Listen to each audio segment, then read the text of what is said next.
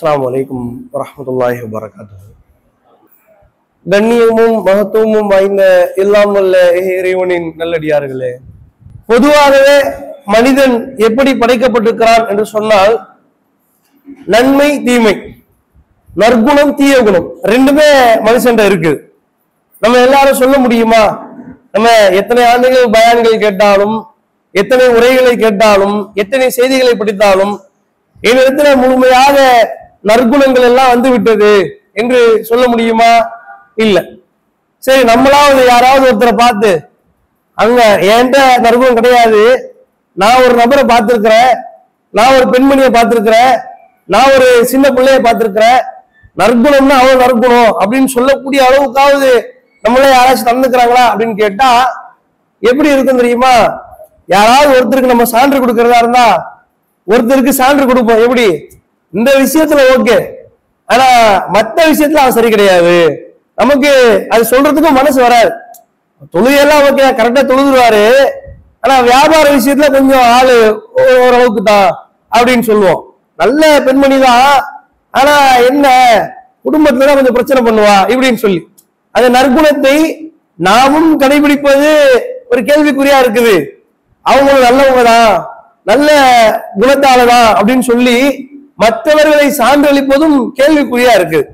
மனிதன் எப்படி படைக்கப்பட்டிருக்கிறான் என்று சொன்னால், நம்ம பார்க்கிறோம், நம்ம இன்னைக்கு எதை விரும்புகிறோம், மனிதர்கள்ட்ட எதை விரும்புகிறோம் என்று சொன்னால், இப்ப நீங்க பள்ளிவாசலுக்கு வர்றீங்க, பள்ளிவாசலுக்கு வந்த மாத்திரத்துல உங்களுக்கு இப்ப என்ன சொல்லப்பட்டது? அழகான முறையில சொல்லப்பட்டுச்சு. பயனால கேட்க வந்திருக்கிறீங்க, அமைதியா கேளுங்க. இதே வேற முறையில சொல்றாங்க. எப்படி சொல்றாங்க? ஒழுங்கா வாய அமைதியா நம்ம மூடிக்கிட்டு பயான் கேட்கறதா கேளுங்க, இல்லன்னா எந்திரிச்சு வீட்டுக்கு ஓடிடுங்கன்னு சொன்னா என்ன ஆகும்? யாராவது இருப்போம், நம்ம என்ன செய்வோம்? அவங்க பயானால நீங்களாவது இங்க பயான் கேட்க 1000 இடம் இருக்குன்னு சொல்லி என்ன செய்வோம்? அப்ப மனுஷனுடைய நிலை அதுதான். மனுஷன் ஒரு விஷயத்த சொல்ல வேண்டிய முறைப்படி சொல்ல வேண்டும், அணுக வேண்டிய முறைப்படி அணுக வேண்டும். வீட்டுல பிள்ளைங்களை பாருங்களேன், அவங்கள்ட்ட படிங்கன்னு சொல்லும் பொழுது அந்த பசங்க என்ன செய்வாங்க? அவங்க ரொம்ப கராரா பேசுவாங்க. எனக்கு தெரியாதா படிக்கலாம், சும்மா படிப்படின்னு சொல்லாத அப்படின்னு சொல்லி பேசக்கூடிய பிள்ளைகளை பார்க்கிறோம். சொல்ல வேண்டிய வழிமுறை இருக்குது அந்த பிள்ளைகளிடத்துல, சொல்ல வேண்டிய வழிமுறை, பேச வேண்டிய வழிமுறை, அவனுக்கான நேரத்தை கொடுக்கணும். சதா படி படி என்று சொன்னால் பிள்ளை படிப்பானா? படிச்சுட்டே வர்றா, எக்ஸாம் வந்துருச்சு, அவனுக்கு ஒரு ரிலாக்ஸ் டைம் கொடுக்கணும். அவனுக்கு அந்த தாயை அருகிலாம இருந்து நல்லா படிச்சா உனக்கு நாளைக்கு ஃபியூச்சர் நல்லா இருக்கும்னு சொல்லி அந்த தாய் அழகான வார்த்தைகளை கொண்டு பேச வேண்டும். அவனுக்கு அந்த பிள்ளைக்கு அழகா தலையை தடவி கொடுக்கணும். தடவி கொடுத்து, படிமா, ஒரு 4 நாள் தான் எக்ஸாம் இருக்குது, நீ படிச்சுட்டேன்னு சொன்னா நாளைக்கு உன்னுடைய வாழ்க்கைக்காகத்தான் இப்படின்னு சொல்லி பேச வேண்டும். ஒரு அலுவலகத்துல பணிபுரிகிறார், பணிபுரியக்கூடிய கீழே வேலை செய்யக்கூடியவர்கிட்ட முதலாளி என்ன செய்யறாரு? எப்போதும் கடுமை காட்டுகிறார். விளங்குமா? அது நிறுவனம் நல்லா இருக்குமா? எப்ப என்ன செய்யணும்?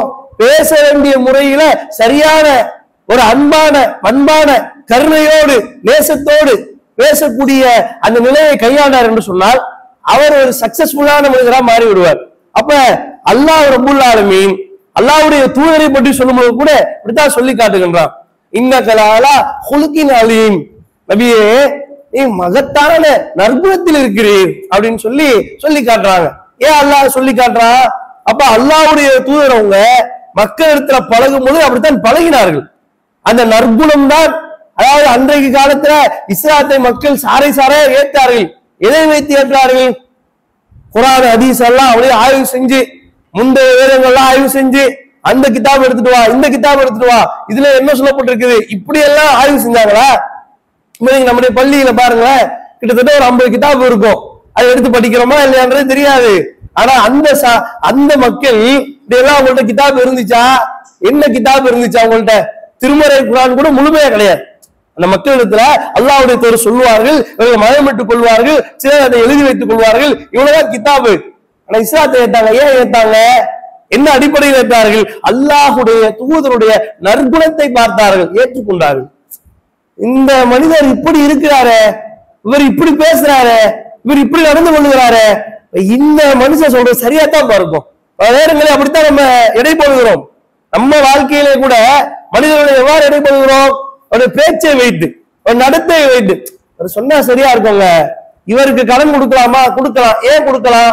கொடுக்கலாம் என்று சொன்னால் அவருடைய அதுக்கு முன்னாடி சர்டிபிகேட் நம்ம பார்ப்போம். எப்படி இருக்கிறாரு, ஆள் கரெக்டா பேசக்கூடியவரு, ஆள் சரியா நடந்துப்பாரு, சொன்ன டயத்துக்கு வருவாரு இப்படின்னு சொல்லி அந்த நற்குணங்களை வைத்துத்தான் நாம சான்று கொடுக்கிறோம்.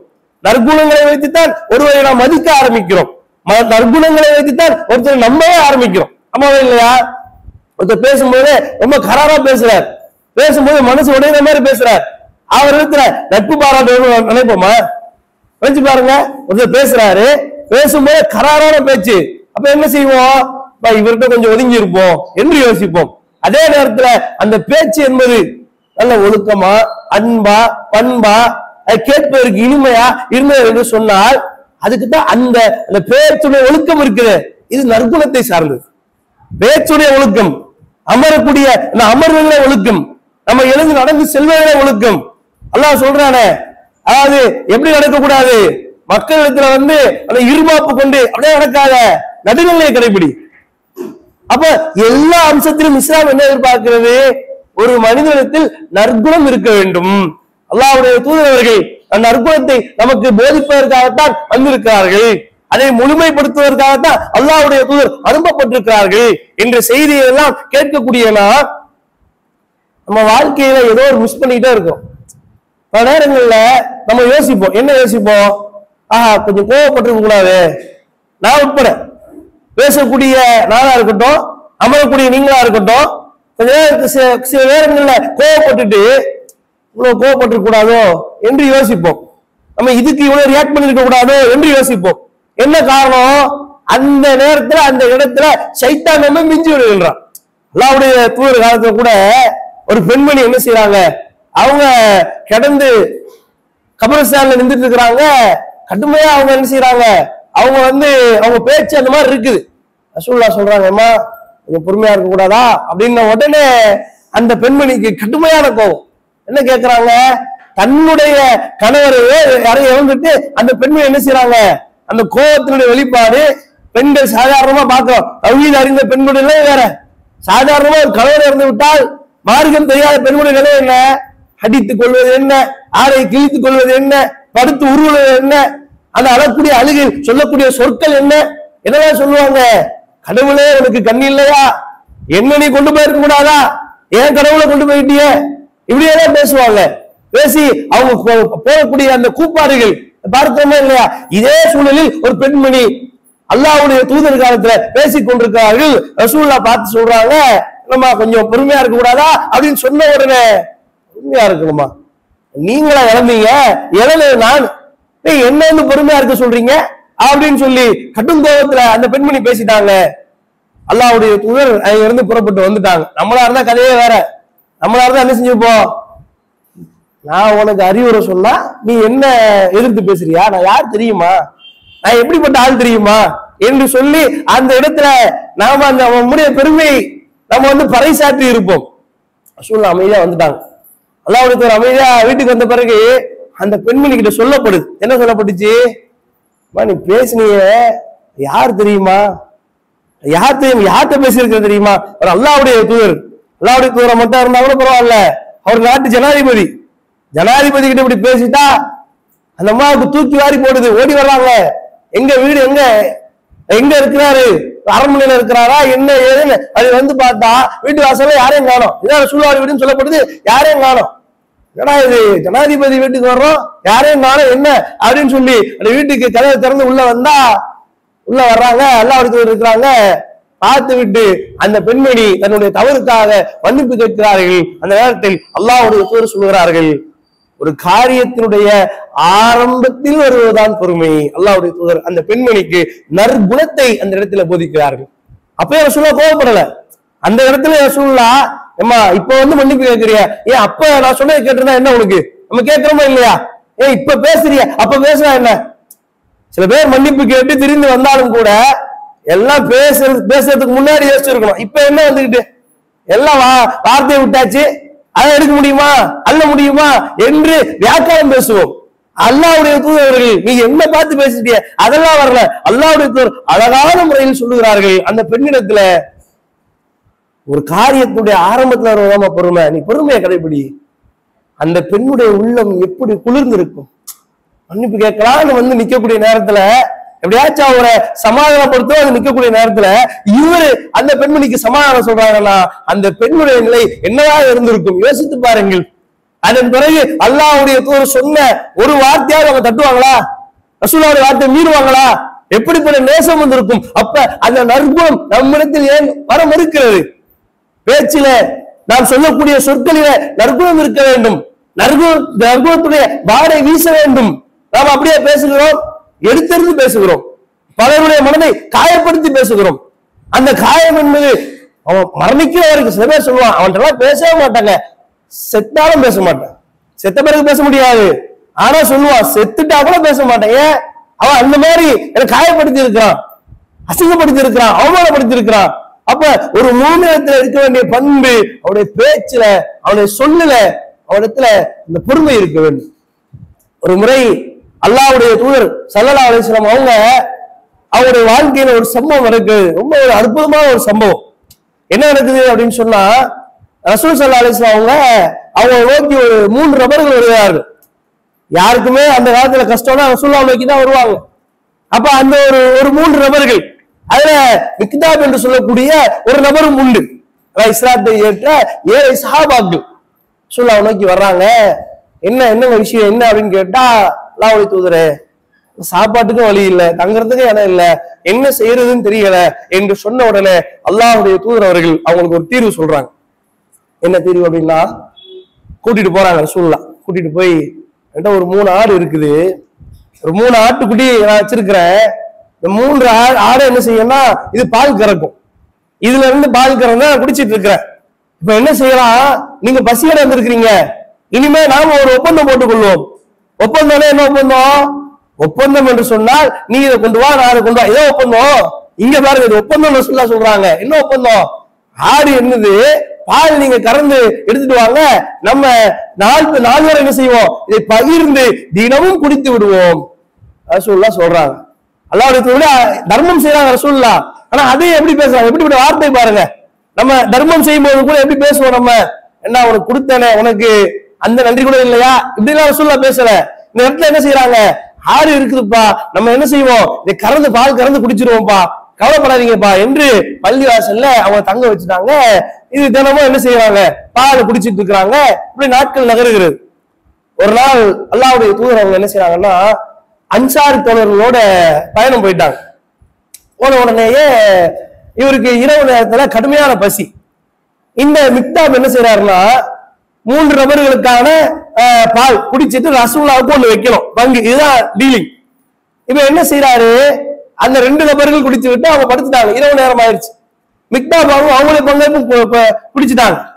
குடிச்ச பிறகு அவர் முடிச்சிட்டு இருக்கிறார். பசி இருக்குது போல, நமக்கு இருக்குமா இல்லையா, நம்ம காலத்துல பசி எடுத்தா 10 மணிக்கு பசிக்குது, சாப்பிட்டாச்சு, என்ன செய்யறது, ஒரு டீயை போடுமா, ஒரு 2 பிஸ்கட் எடுத்து சாப்பிடலாம் என்று சாப்பிட்டு விடலாம், நமக்கு எல்லாமே இருக்குது. ஆனா அங்க அப்படி இருந்துச்சா, இன்ஸ்டன்டாலாம் உணவு கிடைக்காது. அப்ப கொஞ்சம் பால், ரசூலுல்லாஹ்வுக்கான பால் மிச்சம் இருக்குது. மிச்சம் இருந்தா மிக்தாபுடைய உள்ளத்துல ஓடுது, ரசூலுல்லாஹ் யாரோட போயிருக்கிறாங்க, சஹாபாக்களோட போயிருக்கிறாங்க. போயிட்டா அவங்க சும்மா பசியோட அனுப்பிடுவாங்களா, அதெல்லாம் அனுப்ப மாட்டாங்கன்றத உள்ளம் சொல்லுது அவருக்கு. உடனே யோசிக்கிறார், நமக்கும் பசியா இருக்குது, ரசூலுல்லாஹ் வெளியே போயிட்டாங்க, கண்டிப்பா சாப்பிட்டு தான் வருவாங்க, இந்த பாலையே வீண் பண்ணுவாரு, நம்ம குடிச்சிருவோம்னு சொல்லி பாலை முழுங்குறாரு. அதை முடிச்ச பிறகு உள்ளத்துல என்ன வருது, ஒருவேளை ரசூலுல்லாஹ் சாப்பிடாம வந்து இந்த பாலை பார்த்து விட்டு, காலியான பாத்திரத்தை பார்த்து விட்டு அல்லாஹ்வுடைய தூதர் அவர்கள் நமக்கு எதிராக பிரார்த்தனை செய்து விட்டால் நான் அழிந்து விடுவேனே, என்ன செய்யறதுன்ற அந்த சிந்தனை பாலை குடித்த பிறகு வருகிறது. மிக்தாப் சொல்றாரு, அன்னைக்கு நான் என்ன செஞ்சேன் தெரியுமா, நான் அன்றைய தினத்துல என்னிடத்துல ஒரு போர்வை இருந்தது, அந்த போர்வைய காலுக்கு போத்துனா தலைக்கு அது மறைக்காது, தலைக்கு போத்துனா காலுக்கு மறைக்காது, அப்படியான ஒரு போர்வை. நம்ம இன்னைக்கு போத்திக்கிறோமே ஒரு போர்வை 4 பேருக்கு அப்படின்ற அளவுக்கு இருக்கும், அது ஒரே ஆள் போத்திட்டு தூங்குவார். வீட்டுல சண்டையெல்லாம் வரும், எப்ப பாரு என் போர்வை இழுத்துக்கிறான் என்று சொல்லி அந்த போர்வை 4 பேர் தூங்கலாம், ஆனா இவர் தனியா ஒரு ஆளுக்குன்னு சொல்லி போத்திட்டு தூங்குவார். இப்படியான வசதிகள்லாம் அன்னைக்கு கிடையாது, அந்த ஒரு போர்வை தான். அதை போத்திக்கிட்டு என்ன செய்யறாருன்னா, படுத்த மாதிரி ஆக்ஷன் பண்ணிக்கிட்டு இருக்கிறார். மத்த தோழர்கள் தூங்கிட்டாங்க, ஏன்னா இவர் செஞ்ச மாதிரி அவங்க செய்யல, தூங்கிட்டாங்க. இப்ப என்ன நடக்குது, மிக்தாப் பார்த்துட்டு இருக்கிறார். ரசூலுல்லாஹ்வுடைய வழக்கம் என்ன, வந்த உடனே என்ன செய்வாங்க, அல்லாஹ்வுக்கு சலாம் சொல்லுவாங்க. அந்த சலாமுடைய சப்தம் எப்படி இருக்கும் அப்படின்னா, இது ஒரு படிப்பினை.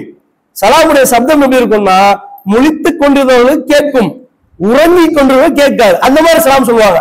நம்ம இன்னைக்கு கதவெல்லாம் திறப்போம், வீட்டுல கதவு திறக்கக்கூடிய அதுவே ஒரு பெரிய விஷயமா இருக்கும். எப்படி இருக்கும், வீட்டுல தூங்குவாங்களே, வயசானவங்க இருக்காங்களே, நம்ம பொறுமையா கதவு திறப்போம், பொறுமையா சலாம் சொல்லுவோம். இதையெல்லாம் பேரே கிடையாது. சொல்லவும் முடியாம, வயது முதிர்ந்தவர்கள் அதை எதிர்த்து பேசவும் முடியாம, என்னடா இது இப்பதான் படுத்தோம், இப்படி சடார்னு கதவு திறக்கிறாங்களே, இப்படி சத்தம் போடுறாங்களே என்று மனதில அவர்கள் நொறுங்கக்கூடிய காட்சியெல்லாம் பார்க்கிறவங்க. அல்லாஹ்வுடைய தூதர் பள்ளிவாசலுக்கு வராங்க, வந்தால் சப்தமிட்டு சலாம் சொல்லலாம். ஆனா அல்லாஹ்வுடைய தூதர் அவங்க முடிச்சுக்கிட்டு இருந்தா கேட்கும், தூங்கலாம் டிஸ்டர்பே பண்ண மாட்டோம், அப்படி சலாம் சொல்லி பள்ளிவாசலுக்குள்ள வர்றாங்க. மிக்தாப் அவங்களுக்கு உள்ளத்துல இன்னும் பயம் கூட்டிகிட்டே இருக்குது. சொல்லா வந்துட்டாங்க, இப்ப என்ன செய்ய போறாங்க. வந்தாங்க, அல்லாஹ்வுடைய தூதர் அவங்க நேரா அந்த பால் வைக்கப்பட்ட அந்த பாத்திரத்தை நோக்கி ரசூலுல்லாஹ் போறாங்க. போய் பாக்குறாங்க, பால் இல்ல. ரசூலுல்லாஹ் பால் பாத்திரத்தை போய் பாக்குறாங்கன்னாலே பசியோட வந்திருக்காங்கன்னு அர்த்தம். அல்லாஹ்வுடைய தூதர் எப்பவுமே நம்மள மாதிரி மிதமிஞ்செல்லாம் சாப்பிட மாட்டாங்க. அல்லாஹ்வுடைய தூதருடைய அளவு என்பது அது பரக்கத்தை. ரசூலுல்லாஹ் நம்ம வாயால பேசுவோம், அவங்க உண்மையிலே வாழ்க்கையில கடைபிடிச்சாங்க. ரசூலுல்லாஹ் போய் பாக்குறாங்க. இந்த சூழலை கொஞ்சம் யோசிச்சு பாருங்க. இரவு நேரம் அல்லாஹ்வுடைய தூதருடைய வழக்கம் முடியும்னு சொன்னா, இரவு நேரத்துல யாராவது, இரவு நேரத்துல நடு இரவுல யாராவது அல்லாஹ்வுடைய தூதரை வாங்கல, எங்க வீட்டுல கொஞ்சம் விருந்து இருக்கு சாப்பிடலாம்னு கூப்பிட்டா ரசூலுல்லாஹ் கிளம்பி போயிடுவாங்க. ஏன்னா எப்பவுமே பசியோட தான் இருப்பாங்க அல்லாஹ்வுடைய தூதர். அப்படிப்பட்ட வாழ்க்கையை வாழக்கூடியவங்களுக்கு இரவுல பால் இருக்கும் என்று எங்கவே பயணம் போயிட்டு வந்து பார்த்தால் அந்த பால் அந்த பாத்திரத்தில் இல்லை. நாம இருந்தால் என்ன சொல்லி இருப்போம்? அப்படியே நம்ம மனசுல ஓடுது, என்ன சொல்லி இருப்போம், என்ன சொல்லக்கூடாது, ஏன் சொல்லக்கூடாது, எப்படி அந்த அந்த திட்டு இருக்குது, அந்த கோபம் இருக்குது, அப்படியே வீட்டை ரெண்டா ஒழிக்கிறோம். சாப்பாடு இல்லாம என்ன, ஆண்களுடைய குணாதிசயம் பாக்குறோமா இல்லையா? கொஞ்சம் தாமதமா சாப்பாடு வந்துருச்சுன்னா அது சொல்லும்போது பல பெண்களுடைய முகத்துல சிரிப்பு வருது. கொஞ்சம் சாப்பாடு தாமதம் ஆயிடுச்சுன்னா ஐயோ பேராட்டம் ஆடுவாருங்க, முடியாது, அவரை சமாளிக்க முடியாது என்று இருக்குது. பெண்களுக்கும் அந்த மாதிரிதான். கணவர் மாத்திரம் என்ன செய்யறாரு, வெளியே போய் நல்லா சாப்பிட்டு வர்றாரு. அந்த பெண்ணுக்கு என்னது, வீட்டுல ரச சாதத்தை போட்டா என்ன ஆகும், கோவம் வராதா? இது மனுஷன இயல்பு. அப்போ அந்த இடத்துல ரசூலுல்லாஹ் கோபம் வர வேண்டும். அல்லாஹ்வுடைய தூதர்கள் குறைந்தபட்சம் எத்தனை ஹதீஸ்களை பார்க்கிறோமே, அல்லாஹ்வுடைய தூதருடைய முகம் சேர்ந்து விட்டது. அல்லாஹ்வுடைய தூதர் அவங்க அந்த கோபத்தின் காரணமாக நாங்கெல்லாம் அஞ்சு நடுங்கினோம் இப்படிலாம் சொல்லப்படுது. அப்படியான நிகழ்வாக இருந்திருக்க வேண்டும். ரசூலுல்லாஹ் என்ன பண்ணாங்க தெரியுமா? அல்லாஹ்வுடைய தூதர் ஸல்லல்லாஹு அலைஹி வஸல்லம் அவர்கள், அல்லாஹ்வுடைய தூதர்கள் அல்லாஹ் சொல்றானே, இன்னக லஅலா குல்கின் அலீம், நபியே நீர் மகத்தான நற்குணத்தில் இருக்கிறீர். அந்த நற்குணத்தை அல்லாஹ்வுடைய தூதர் வெளிப்படுத்துகிறார்கள். என்ன சொன்னாங்க தெரியுமா? அல்லாஹ்வுடைய தூதர், இறைவா, என் இறைவா, இது நாள் வரைக்கும் யாரெல்லாம் எனக்கு உணவளித்தார்களோ அவர்களுக்கு நீ உணவளிப்பாயாக. என் இறைவா, இது நாள் வரை யாரெல்லாம் எனக்கு பருகுவதற்கு நீரை கொடுத்தார்களோ அவர்களுக்கு நீ பருக செய்வாய் இறைவா என்று தனக்கு இல்லாத அந்த சூழலில், தனக்கான உணவு வைக்கப்படாத சூழலில், தான் ஏமாற்றப்பட்ட அந்த சூழலில் அல்லாஹ்வுடைய தூதரவர்கள் கடிந்து கொள்ளவில்லை.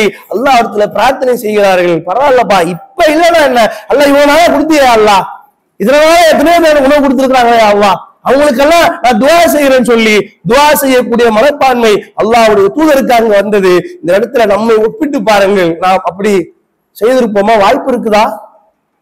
கட்டுக்கலான வாய்ப்பு இருக்குதா? என்னடா இது அப்படின்னாச்சும் ஒரு வார்த்தையை சொல்லியிருப்போம். சீக்கிரம் பார்த்தா என்னப்போ பிடிச்சிட்டாங்க போல, சரி என்ன செய்யறது, இப்படின்னாச்சும் கடிந்து கொள்வோம். குறைஞ்சபட்சம் நம்முடைய குறைஞ்சபட்சம் என்ன, இப்படியாவது கடிந்து கொள்வோம். அல்லாஹ்வுடைய தூதர்கள் பிரார்த்தனை செய்கிறார்கள். இப்ப இதை பார்த்துக்கிட்டு இருந்தாங்களே மிக்தாப், அவங்க இத பார்த்துக்கிட்டு இருந்தாங்களே, போர்வையை போத்திக்கிட்டு ஐயோ என்ன நடக்க போதோ, அல்லாஹ்வுடைய தூதர்கள் என்ன செய்ய போறாங்களோ, நம்மளை சபிக்க போறாங்களோ என்ற நிலையில் பார்த்து கொண்டிருந்த மிக்தாப் அவர்களுக்கு கடுமையான சந்தோஷம். ஆனா இது ரசூலுல்லாஹ் இப்படி துஆ செஞ்சுட்டாங்களே, ஒரு வெட்க உணர்வு ஏற்படுது. என்ன செய்யறாங்க, கிளம்பி போறாங்க. கிளம்பி போய் இப்படி பிரார்த்தனை செய்த அல்லாஹ்வுடைய தூதரை நான் பசியோடு விட மாட்டேன், நான் என்ன செய்ய போறேன், இந்த ஆடு இருக்குது, அந்த ஆட்டில் ஒன்றை நான் வந்து என்ன செய்ய போறேன், அறுத்து ரசூலுல்லாஹ்வுக்கு சமைச்சு கொண்டு வர போறேன். அல்லாஹ்வுடைய பசி நீங்கி ஆக வேண்டும், நாளை பத்தி எனக்கு கவலை இல்லை என்று சொல்லி புறப்பட்டு அந்த ஆட்டை நோக்கி செல்லுகிறார் மிக்தாப். போனா ஆச்சரியத்துக்கு மேல ஆச்சரியம். அந்த பால் கறக்கப்பட்டு ஏற்கனவே பால் கறக்கப்பட்டு குடித்து விட்ட அந்த ஆடுகள் மீண்டும் அதனுடைய பால்கள் சுரந்து அந்த இடத்துல அப்படி பறக்கத்தான் நிக்குது. இவருக்கு ஆச்சரியம். போய் பெரிய பாத்திரம் எடுத்துக்கிட்டு பாலெல்லாம் கறந்து கொண்டு போய் ரசூலுல்லாஹ்ட்ட கொடுக்கிறார். அல்லாஹ்வுடைய தூதரே குடிங்க, சாப்பிடுங்க, அல்லாஹ்வுடைய தூதரே. அவர் பாக்குறாரு, ரசூலுல்லாஹ் நினைச்சுக்கிட்டாங்க இதுதான் முதல் பால் போல அப்படின்னு நினைச்சுக்கிட்டு அல்லாஹ்வுடைய தூதர் குடிக்கிறாங்க. இவர் என்ன செய்யறாரு, குடிங்க அல்லாஹ்வுடைய தூதரே, மறுபடியும் குடிக்க சொல்றாரு. ரசூலுல்லாஹ் குடிக்கிறாங்க. குடிங்க அல்லாஹ்வுடைய தூதரே என்று குடித்த உடனே எப்பா போதும்பா வயிறு ஃபுல்லா ஆயிடுச்சுப்பா அப்படின்னு ரசூலுல்லாஹ் சொல்றாங்க. நீ குடிப்பா. உடனே இவருக்கு சிரிப்பு வருது. சிரிப்புன்னா சிரிப்பு, அப்படி ஒரு சிரிப்பு. மிக்தாப் சிரிக்கிறார். எப்படி சிரிக்கிறார் தெரியுமா? அவருடைய சிரிப்பு அப்படியே அதாவது விழுந்து விழுந்து சிரிப்பாங்கன்னு அந்த மாதிரிதான் சிரிக்கிறார். ஏன்னா அந்த ஹதீஸ்ல எப்படி வருதுன்னா ரசூலுல்லாஹ் சொல்றாங்க, எப்பா மிக்தாப பார்த்து சிரி, உன் ஆடை விளைகிற போது பார்த்து பார்த்து அப்படின்னு ரசூலுல்லாஹ் சொல்றாங்க. அப்படி சிரிக்கிறார். விழுந்து சிரிப்பாங்க சொல்லுவாங்களே, அப்படி சிரிக்கிறார். என்ன ஆச்சு, ஏன்பா என்னப்பா சிரிக்கிற, என்ன விஷயம் நடந்ததெல்லாம் சொல்றாரு. அல்லாஹ்வுடைய தூதரே, நான் இந்த மாதிரி ஒரு காரியத்தை செஞ்சுட்டேன், நீங்க எங்க எனக்கு எதிராக துவா செய்யணும்னு நினைச்சேன், ஆனா வந்து நீங்கள் செய்த பிரார்த்தனையை பார்த்து எனக்கே வெக்கமாயிருச்சு, அதுக்குதான் அப்படி ஏற்பாடு செஞ்சேன் அப்படின்னு சொன்ன உடனே அல்லாஹ்வுடைய தூதர் சொல்றாங்க, எப்பா முன்னாடியே சொல்லி இருக்க கூடாதா, என்னப்பா இது அப்படின்னு சொல்லி அந்த ஹதீஸ் நிறைவடைகிறது. இப்பொழுது யோசித்து பாருங்கள், எத்தனை நற்குணங்களை அல்லாஹ்வுடைய தூதரவர்கள் தன்னகத்தே கொண்டிருக்கிறார்கள் என்பதை யோசித்து பாருங்கள். வீட்டுல சாப்பாடு இல்ல, அல்லாஹ்வுடைய தூதர் கோவப்படவில்லை. அந்த இடத்துல ஏன்பா முன்னாடியே எனக்கு சொல்ல கோவப்படவில்லை. பள்ளிவாசலுக்குள்ள வர்றாங்க, அந்த இடத்துல அற்புதமான முறையில சலாம் சொல்லிவிட்டு வருகிறார்கள். எல்லா நிலையிலும் அல்லாஹ்வுடைய தூதர் அவர்கள் நற்குணத்தை கடைபிடித்தார்களே, எப்படிப்பட்ட சான்று, எப்படிப்பட்ட படிப்பை நமக்கு நாமெல்லாம் வாழ்கின்ற ஒரு வாழ்க்கை. பல பேருக்கு வாழ்க்கை எப்படி இருக்கு தெரியுமா, நரகமாகத்தான் இருக்கிறது. காரணம், கணவர் பேசுவது மனைவிக்கு பிடிக்கவில்லை, மனைவி பேச கணவருக்கு பிடிக்கவில்லை, பிள்ளை பேசுவது தாய்க்கு பிடிக்கவில்லை, தாய் பேசுவது பிள்ளைக்கு பிடிக்கவில்லை. எப்ப பாரு என் அம்மா படி படின்னு வா அப்படின்னு சொல்லி பையன் என்ன செய்யறான், தாய்க்கு பின்னாடி போய் தாயை திட்டிக்கிட்டு இருக்கிறான். எப்ப பாரு வீட்டுக்கு போனா மனைவியை பற்றி கணவன் அவர் ஒரு தவறான எண்ணத்தை கொண்டிருக்கிறான். மனைவி கணவன் முன்னாடி நல்லா பேசுற மாதிரி பேசுறா, பின்னாடி வந்துட்டாயா தொல்லை என்று நினைக்கிறார். பல வீடுகள் நடக்கிறது. கணவருக்கு சைத்தா என்று பேர் வச்ச வீடுகள்லாம் இருக்கு. சைத்தா வந்துருச்சு வீட்டை கதவு மூடு என்று வச்ச வீடுகள்லாம் இருக்குது. எப்படிப்பட்ட வாழ்க்கை யோசிச்சு பாருங்களேன். ஒரு டிரான்ஸ்பரன்சி இல்லாம, ஒரு உண்மைத்தன்மை இல்லாமல், எதுக்காகவோ யாருக்காகவோ நடித்து கொண்டிருக்கிறோமே, அல்லாஹ்வுடைய தூதர்கள் எப்படி வாழ்ந்து காட்டினார்கள்? மகத்தான நற்குணத்தை அல்லாஹ்வுடைய தூதர்கள் எப்படி எடுத்து காட்டுகிறார்கள்? இப்ப இந்த மிக்தாபுடைய நிலையை எடுத்து பாருங்க. இப்படி ரசூலுல்லாஹ் நடந்துக்கிட்டாங்களே, கோவப்படாம, எந்த விதமான தவறான வார்த்தைகளும் பேசாம நடந்துக்கிட்டாங்களே, இப்ப இந்த மிக்தாப் அவர்கள் தன்னுடைய வாழ்க்கையில அல்லாஹ்வுடைய தூதருடைய வார்த்தை எங்காவது மீறுவாரா? ரசூலுல்லாஹ்வுக்கு அவப்பெயர் ஏற்படுத்துவாரா?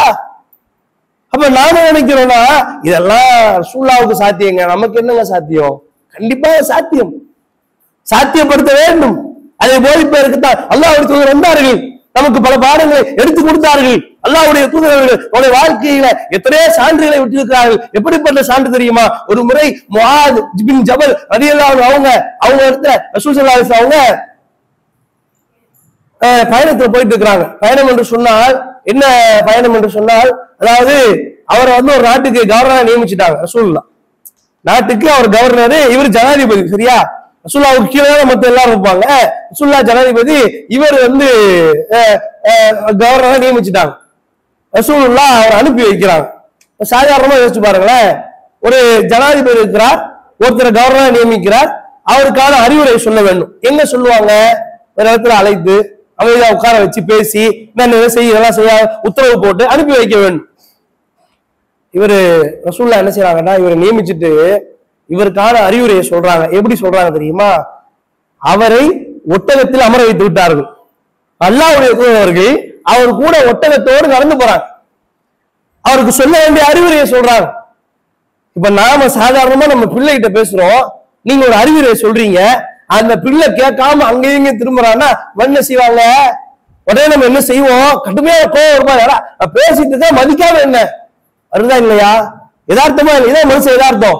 ஆனா அந்த இடத்துல அல்லாஹ்வுடைய தூதர் அவங்க அவரை ஏறி ஒட்டகத்துல உட்கார வச்சுட்டு இவர் கூட நடந்து போயிட்டு இருக்கிறார். நடந்து போறாரு. அல்லாஹ்வுடைய தூதர் அவங்க சொல்ல வேண்டிய அறிவுரைகளை எல்லாம் சொல்லுகிறார். எது வரைக்கும் சொல்லுகிறார்? திருமணம் வரைக்குமா? இல்ல சும்மா கொஞ்சம் ஒரு 4 வீடு வரைக்குமா? அல்லாஹ்வுடைய தூதர் ஸல்லல்லாஹு அலைஹி வஸல்லம் அவர்கள் மதீனாவுடைய எல்லை வரைக்கும் கொண்டு போய் விடுகிறார்கள். என்ன அவசியம் இருக்கு யோசிச்சு பாருங்க. ஏன்னா ஒரு ஜனாதிபதிக்கு கூப்பிட்டு வச்சு எப்பா நீ இதை செய்யாதேன்னு ஆர்டர் போட்டு அனுப்பிடலாங்க. ஒரு உத்தரவு போட்டால் செய்வதற்கு சஹாபாக்கள் தயாராக இருக்கிறார்கள். ஆனா என்ன நடக்குது? அவரை அழைத்து அழகான முறையில அவருக்கு அறிவுரை சொல்லி அவருக்கு சொல்ல வேண்டிய அனைத்தையும் சொல்லிவிட்டு அல்லாஹ்வுடைய தூதர் சொல்லுகிறார்கள், வாதே வாதே, இந்த நாளைக்கு பிறகு நீ என்னை மீண்டும் சந்திப்பாயா என்று தெரியாது. அல்லாஹ்வுடைய தூதர்கள் நம்முடைய வாழ்க்கையில முதலாக தான் இந்த உலகத்தை விட்டு செல்ல இருக்கிறோம், அதற்கான நாள் நெருங்கிவிட்டது என்பதை சொல்லுகிறார்கள். அழகிய வார்த்தை மூலமாக இந்த நாளைக்கு பிறகு பார்க்க முடியுமா என்று தெரியலப்பா. நீ திரும்பி வரும் பொழுது என்னுடைய கல்லறையோ என்னுடைய வீட்டையோ நீ பார்ப்பாய், என்னுடைய பள்ளியை நீ பார்ப்ப, என்னை நீ பார்க்க முடியுமான்னு தெரியாது. அது வரைக்கும் மனசுல சந்தோஷமா வந்துகிட்டு இருந்த முஆத் அவர்கள் அவங்க இந்த செய்தியை கேள்விப்பட்ட உடனேயே கண்ணீர் வடித்துக் கொண்டு அந்த இடத்திலிருந்து புறப்படுகிறார்கள். அல்லாஹ்வுடைய தூதர் அதை சொல்லிவிட்டு ரசூலுல்லாஹ் புறப்பட்டுட்டாங்க. இவர் கண்ணீரோடு சென்று விட்டார். அவர் சொல்றார், நான் மீண்டும் திரும்பி வந்து பார்க்கும் பொழுது அல்லாஹ்வுடைய தூதர் அந்த மதீனாவிலே இல்லை. அல்லாஹ்வுடைய தூதர் அவங்க சொன்ன மாதிரி ரசூலுல்லாஹ் அல்லாஹ்வுடைய தூதர் அவங்க இந்த உலகத்தை விட்டு பிரிஞ்சிட்டாங்க என்று சொல்லுகிறார்கள். யோசித்து பாருங்கள், ரசூலுல்லாஹ்வுடைய இந்த குணாதிசயம் அற்புதமாக தன்னோடு இப்படி பழகின ஒரு மனுஷரை யாராவது அவங்கள இந்த மாதிரி இறந்துட்டாங்கன்ற கேள்விப்படுறதுக்கு விரும்புவாங்களா? யோசிச்சு பாருங்க. எத்தனை பேர் இன்றைக்கு பிள்ளைகள் காத்து கொண்டிருக்கிறார்கள். தாய் தகப்பன் இறந்துட மாட்டாங்களா? சொத்து பத்து கிடைச்சாங்களா? பக்கத்து வீட்டுக்காரன் இறந்த மாட்டானா? ரொம்ப தொல்லையா இருக்கிறானே? இப்படி எல்லாம் மனிதர்களை வெறுத்துக் கொண்டிருக்கூடிய நாம் எங்க? அல்லாஹ்வுடைய தூதரவர்கள் உள்ளங்களை எல்லாம் தன்னுடைய நற்குணத்தால் கொள்ளையடித்தார்களே, அவர்கள் எங்க? யோசிச்சுங்கிறது இப்படி அல்லாஹ்வுடைய வாழ்ந்துட்டு போயிட்டாங்களே, அவங்கள நேசிக்கிறோம்னு சொல்றோமே, அவங்கள நம்ம நம்புறோம்னு சொல்றோமே, அவங்களுடைய பாதையில நான் நடக்கிறோம்னு சொல்றோமே, என்ன மனத்துல இருக்கிறது என்ற கேள்விக்குறி எழுதுமந்தா இருக்கிறது. அல்லாஹ்வுடைய தூதர் அவங்க எப்படிப்பட்ட நற்குணம் என்று சொன்னால், அவங்கள்ட்ட மமதை இருக்காது. நான் தான் பெரிய ஆட்சியாளர், நான் சொல்றதெல்லாம் நீங்க அப்படின்லாம் கிடையாது. அன்பா சொல்லுவாங்க, அக்கறையா சொல்லுவாங்க. எந்த அளவுக்கு தெரியுமா? அல்லாஹ்வுடைய தூதரவர்கள் ஒரு சிறுவனத்துல நட்பு கொண்டிருந்தார்கள். அந்த சிறுவனத்துல இருந்த ஒரு குருவி அதை காணோம். கேட்கிறாங்க, என்னப்பா என்ன ஆச்சு, உன் குருவி என்னாச்சு? கேட்பாரா? இன்னைக்கு இருக்கக்கூடிய நம்ம இன்னைக்கு சமூகத்துல பெரிய நபரா நீங்க வச்சிருக்கக்கூடிய யாரோட எடுத்துக்குங்க. அந்த பெரிய நபர்கள் சின்ன குழந்தைய பார்த்து உன் பொம்மை எங்க, உன் குருவி எங்க கேட்பாங்களா? வாய்ப்பு இருக்குதா? அல்லாஹ்வுடைய தூதருடைய குணாதிசயம் அப்படிப்பட்ட குணாதிசயம். அல்லாஹ்வுடைய தூதரத்துல ஒரு யூத சிறுவன் பணியாற்றி கொண்டிருக்கிறான். பணியாற்றி கொண்டிருந்த அந்த யூத சிறுவன் மரண படுக்கைக்கு சென்று விடுகிறான். ரசூல் ஸல்லல்லாஹு அலைஹி வஸல்லம் அவங்க வீட்டை நோக்கி போறாங்க. வீட்டை நோக்கி போய் அந்த யூத சிறுவன் அருகில அமர்ந்து அல்லாஹ்வுடைய தூதர் ஸல்லல்லாஹு அலைஹி வஸல்லம் அவங்களுக்கு சொல்றாங்க, அப்பா நீ இஸ்லாத்தை ஏத்துக்கப்பா, நீ அல்லாஹ் ஏத்துக்கப்பா, நீ இஸ்லாத்தை ஏத்து, மார்க்கத்தை ஏத்துக்கிட்டு உள்ள வந்துரு என்று ரசூல் ஸல்லல்லாஹு அலைஹி வஸல்லம் அவங்க சொல்றாங்க. சொன்ன மாத்திரத்தில் அந்த யூத சிறுவன் அப்படியே தன்னுடைய தகப்பனாரை திரும்பி பார்க்கிறார். இந்த சிறுவனும் யூதன், தகப்பனாரும் யூதன். திரும்பி பார்க்கிறார். திரும்பி பார்த்த மாத்திரத்திலேயே அந்த தகப்பனார் சொல்லுகிறார், என்ன சொல்லுகிறார்? இந்த அல்லாஹ்வுடைய தூதர் இவர் என்ன சொல்றாரோ அதை நீ அப்படியே கேளுப்பா. சொல்றது யூதர். யார் சொல்றா? சொல்றது யூதர். அந்த இடத்துல அந்த சிறுவன் இஸ்லாத்தை ஏற்றுக் கொள்ளுகிறார். நீங்கள் இதை எங்க ஒப்பிட்டு பார்க்க வேண்டும் தெரியுமா? நாம் நம்முடைய வாழ்க்கையில் யாருக்காவது இப்படி அழகான முறையில இஸ்லாத்தை எடுத்து எத்தி வைத்திருக்கிறோமா? யோசித்து பாருங்கள்.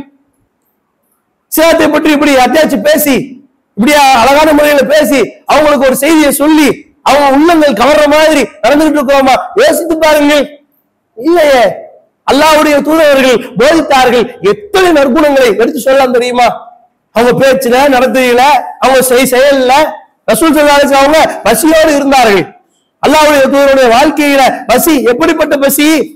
பசி என்று சொன்னால் கடுமையான பசி. நம்ம நினைக்கிற பசிலாம் கிடையாது.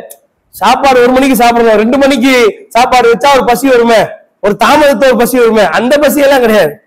ரசூல் ஸல்லல்லாஹு அலைஹி வஸல்லம் அவங்களுக்கு பசி ஏற்பட்டது என்று சொன்னால் அந்த பசி என்பது ஹதீஸ்ல வருது இல்ல, 3 மாதங்கள் கடந்திருக்கும், 1 மாசம் போயிருக்கும், 2 மாசம் போயிருக்கும், 3 மாசம் போயிருக்கும் அப்படின்ற அளவுக்கு இப்படியான ஒரு வாழ்க்கைய ரசூலுல்லாஹ் வாழ்ந்துட்டு இருக்கிறாங்க.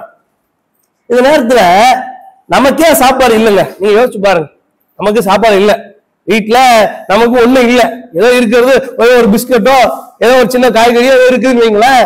இப்படியான ஒரு சூழல்ல நம்முடைய மனைவி இப்படி ஒரு காரியத்தை செய்ய என்ன செய்யணும்னு யோசிச்சு பாருங்களேன்.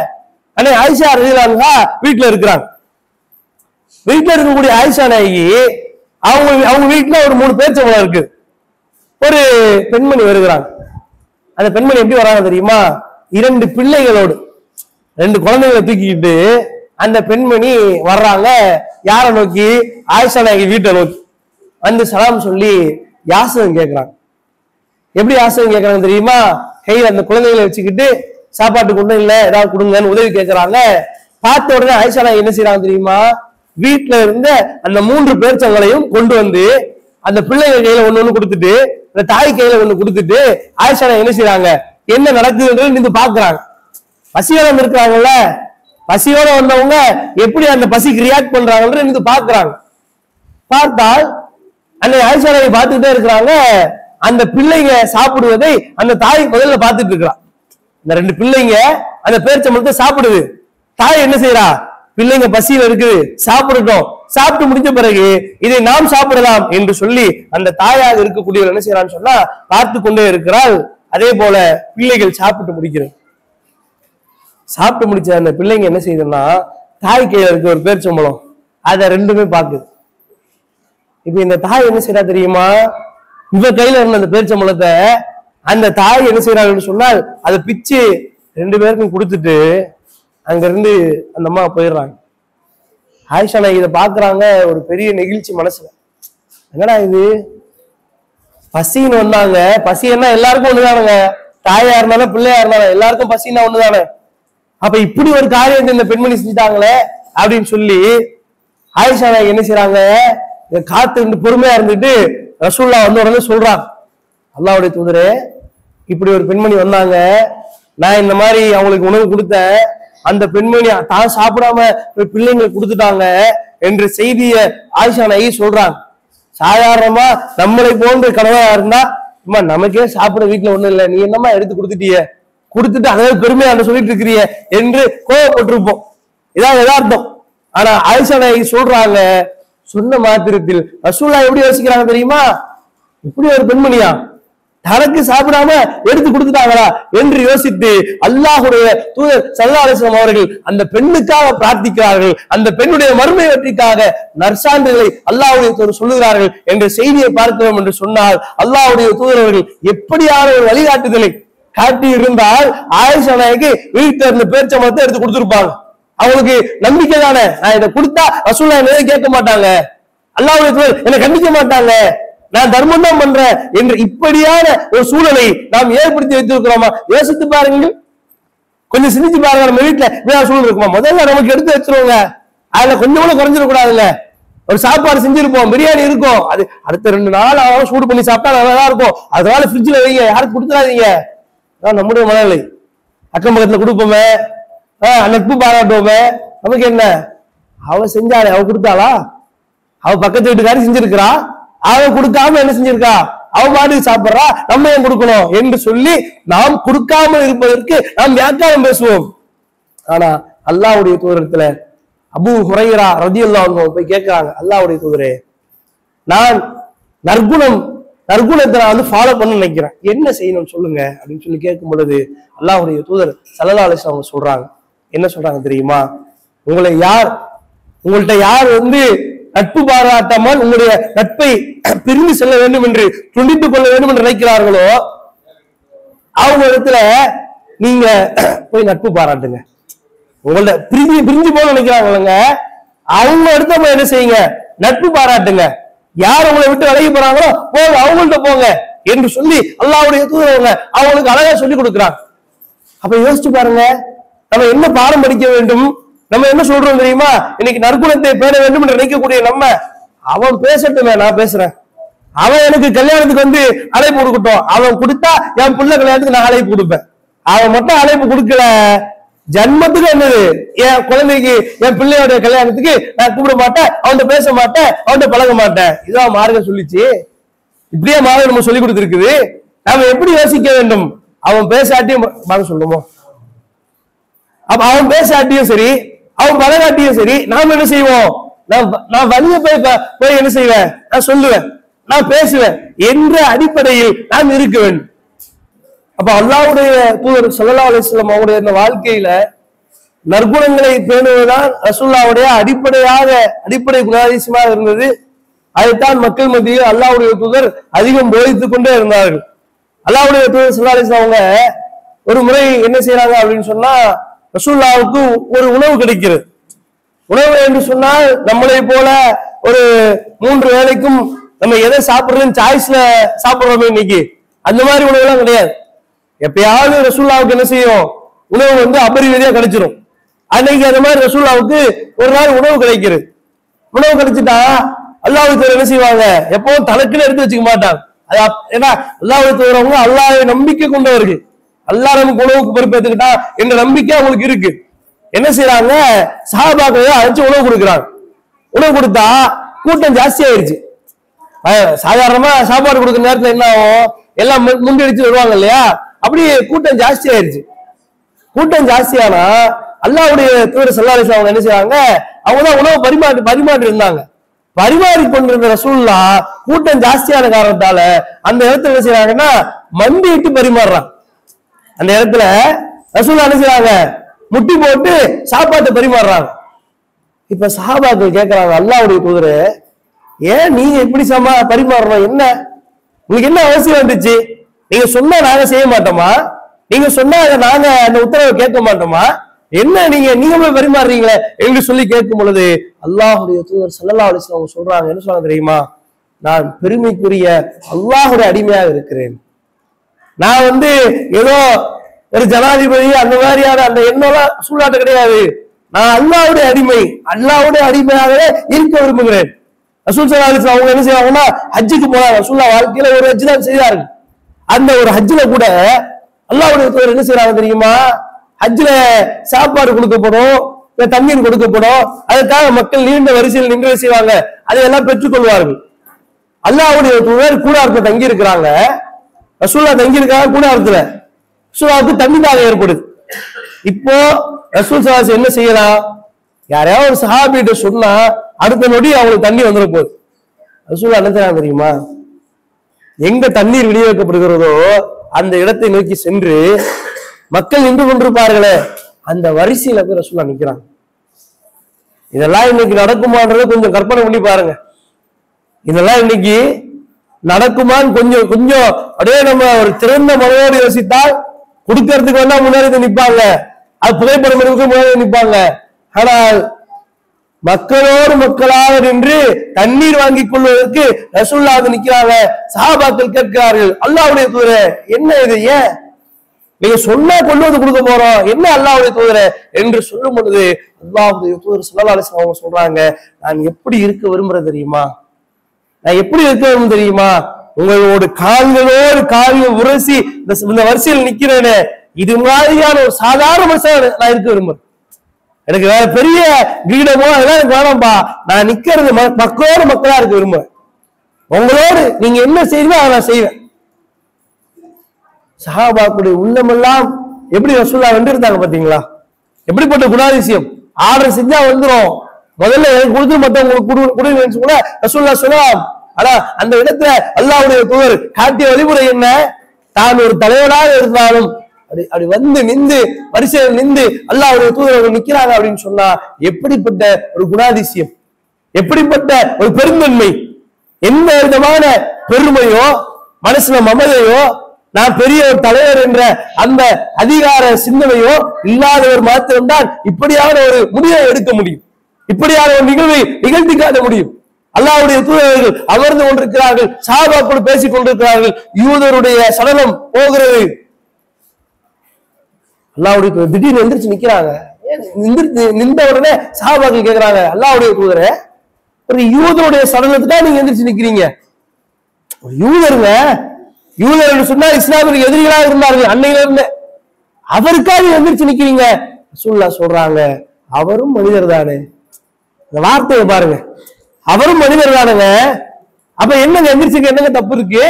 மனுஷன் உயிரோட இருந்தாதான் எந்திரிச்சு இருந்து மரியாதை செலுத்தலாம் கூடாது. மார்க்கத்துல இறந்து போன ஒரு ஜனாசா கொண்டு போகப்படுவது சொன்னால் அது ஒரு துக்ககரமான நேரம். அப்ப அந்த நேரத்தை எந்திரிச்சு நிக்கிறது என்பது ஒரு மனிதன் ஒரு ஜனாசாவுக்கு கொடுக்கக்கூடிய ஒரு மரியாதை.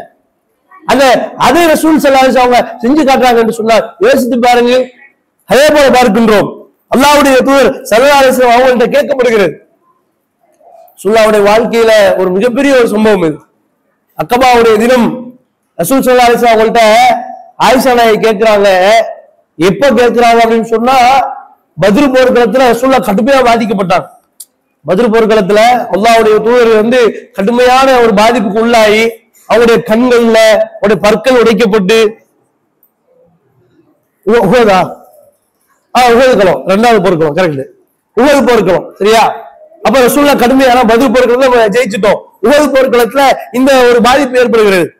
அப்ப ஏற்படக்கூடிய அந்த சூழல்ல ஆயிஷா நாயகி பேசுறாங்க ரசூலுல்லாஹ், அல்லாஹ்வுடைய தூதரே இன்னைக்கு, ஏன்னா ஆயிஷா நாயகி ஒரு குறும்பு பிள்ளையா தான் இருந்தாங்க ஆரம்பத்துல, சின்ன பெண்மணி தானே. கேட்கிறாங்க, இந்த நாளை போல வேற என்னைக்காச்சும் நீங்க ரொம்ப பாதிக்கப்பட்டிருக்கிறீங்களா அப்படின்னு கேட்கிறாங்க. நீ இப்ப ஏற்கனவே கஷ்டத்துல இருக்கிறாரு, கஷ்டத்துல நம்ம என்ன செய்வோம், எல்லாம் சரியாயிரும் பாத்துக்கலாம் அப்படின்னு சொல்லி ஆறுதல் சொல்லுவோம். ஆனா ஆயிஷா நாயகி அவங்களே வயசு அப்படி இருந்துச்சு அன்னைக்கு. கேட்கிறாங்க, என்ன கேட்கிறாங்க, இது மாதிரி கஷ்டப்படுறீங்களே, இது போல இதுக்கு முன்னாடி கஷ்டப்பட்டு இருக்கிறீங்களா அப்படின்னு கேட்கிறாங்க. அப்ப ரசூலுல்லாஹ் சொல்றாங்க, ஆமா நான் கஷ்டப்பட்டு இருக்கிறேன். எப்போ அக்கபாவுடைய தினம் அல்லாஹ்வுடைய சொல்றாங்க, அக்கபான்ற ஒரு இடம் இருக்குது, அங்க சில உடன்படிக்கை தான் மேற்கொள்ளப்பட்டது. இஸ்லாத்துல வரலாறுல ஒரு மிக முக்கியமான ஒரு இடம். அப்ப ரசூலுல்லாஹ் சொல்றாங்க, அக்கபாவுடைய அந்த நாள் இருக்குது, இது மறக்க முடியாத நாள். ஏன்னு சொன்னா, அல்லாஹ்வுடைய தூதர் ஆரம்பத்துல மக்காவுல இந்த மார்க்கத்தை சொல்ல ஆரம்பிச்ச அந்த நாட்கள் ரொம்ப கொடுமையான ஒரு நாட்கள். யாருக்கும் போய் சும்மாலாம் மார்க்கத்தை சொல்லிட முடியாது. அப்ப ரகசியமாக தாவா என்பது நடந்து கொண்டிருந்த அந்த காலகட்டத்தில் அல்லாஹ்வுடைய தூதரவர்கள் அங்கிருந்து வெளியேறி அங்க என்ன செய்யறாங்க, பக்கத்துல ஊருக்கு போய் என்ன செய்யறாங்கன்னு சொன்னா மார்க்கத்தை சொல்லிவிட்டு அல்லாஹ்வுடைய தூதர் திரும்புகிறார்கள். போய் எப்படி சொல்றாங்கன்னா, முக்கியஸ்தர்கள்லாம் சந்திச்சு இந்த மார்க்கத்தை சொல்ல வந்திருக்கிற உங்களுக்கு நீங்க ஏத்துக்குங்க, இதை நீங்க யார்கிட்ட என்ன செஞ்சாதீங்க, நான் சொல்ல வந்தேன்னு பேர்கிட்ட சொல்லாதீங்க அப்படின்னு சொல்ல ரகசியமா சொல்லிட்டு வந்தாங்க. ஆரம்ப காலம் சொல்லிட்டு வந்தா எல்லாம் ஒண்ணுக்குள்ள ஒண்ணு லிங்கா என்ன செஞ்சிட்டாங்க, எனக்கு சொல்ல வந்தாரு ஒன்னு சொல்ல பேசிக்கிட்டு ரசூலுல்லாஹ் ஊரை விட்டு வெளியே வர்றாங்க. வந்தா மொத்த கூட்டமும் அல்லாஹ்வுடைய தூதரை பின்தொடர்ந்து வந்து அல்லாஹ்வுடைய தூதரை அடிக்க ஆரம்பிக்கிறாங்க. எப்படி அடிக்கிறாங்க தெரியுமா, அல்லாஹ்வுடைய தூதரை அப்படியே ஒரு கேலி கூட்டா மாத்துறாங்க. கற்களை தூக்கி அடிக்கிறார்கள், செருப்பை தூக்கி அடிக்கிறாங்க, அல்லாஹ்வுடைய தூதரை மண்ணை தூக்கி அடிக்கிறாங்க. அடிக்க அடிக்க ஒரு பிடரியின் மீது அந்த கற்கள் பொடி கற்கள் பட்டு பட்டு பட்டு ரசூலுல்லாஹ்வுக்கு தலையில இருந்து அப்படியே ரத்தமெல்லாம் சொரிந்து அல்லாஹ்வுடைய தூதர் அவர்கள் அந்த அந்த வேலை இருக்கிற மொத்த ஊரை சேர்ந்து அடிச்சா அப்படிங்க இருக்கும். அவங்க கூட போயிருங்க, அவங்களுடைய துணையால் என்ன செய்யறாங்கன்னா அதை தடுக்கிறாங்க, அவங்களுக்கு கடுமையான தாக்குதல். அல்லாஹ்வுடைய தூதர் ஒரு கட்டத்துல அங்க இருந்து வந்து ரசூலுல்லாஹ் என்ன செய்யறாங்கன்னா அவங்க மயக்கம் அடைஞ்சு விழுந்து ஒரு இடத்துல அமர்ந்து இருக்கிறாங்க. கொஞ்ச நேரம் கழிச்சு மயக்கம் தெளியுது ரசூலுல்லாஹ்வுக்கு. மயக்கம் தெளிந்த மாத்திரத்துல அப்படியே ரசூலுல்லாஹ் அப்படி பாக்குறாங்க, ஏதோ மேகம் அப்படியே நிழலிட்டுக் கொண்டிருப்பதை போல ஜிப்ரீல் அவர்கள் நிழலிட்டுக் கொண்டிருக்கிறார்கள்.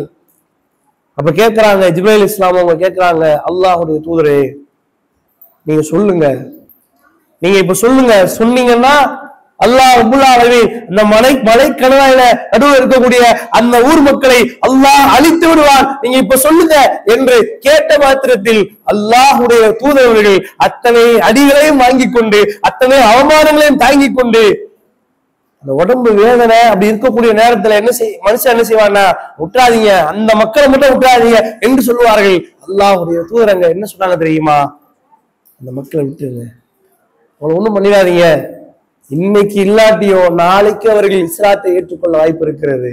ரசூலுல்லாஹ்வுடைய உயர்ந்த குணம் எப்படிப்பட்ட குணம்? விட்டு கொடுக்கக்கூடிய குணம் அல்லாஹ்வுடைய தூதரை போல வேற யாராலும் முடியாது. எப்படிப்பட்ட குணாதிசயம்!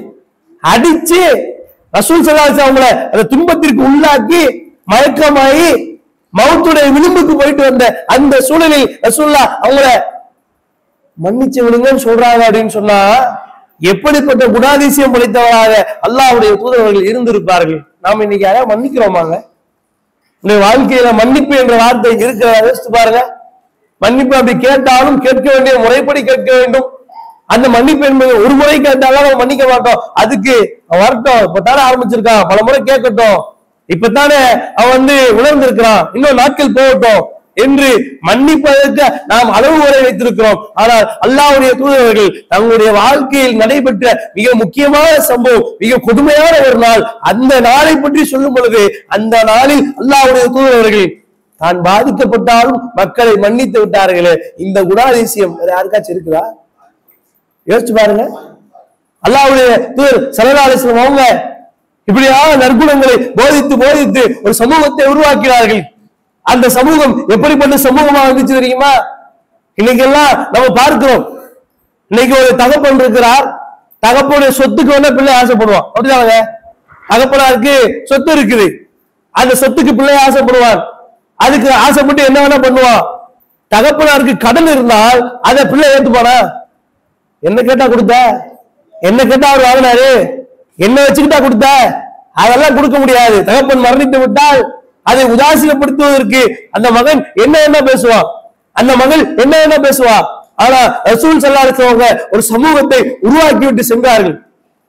எப்படிப்பட்ட சமூகம் தெரியுமா? உமர் கத்தாப் ரலியல்லாஹு அன்ஹு அவருடைய வாழ்க்கையுடைய இறுதி பகுதி.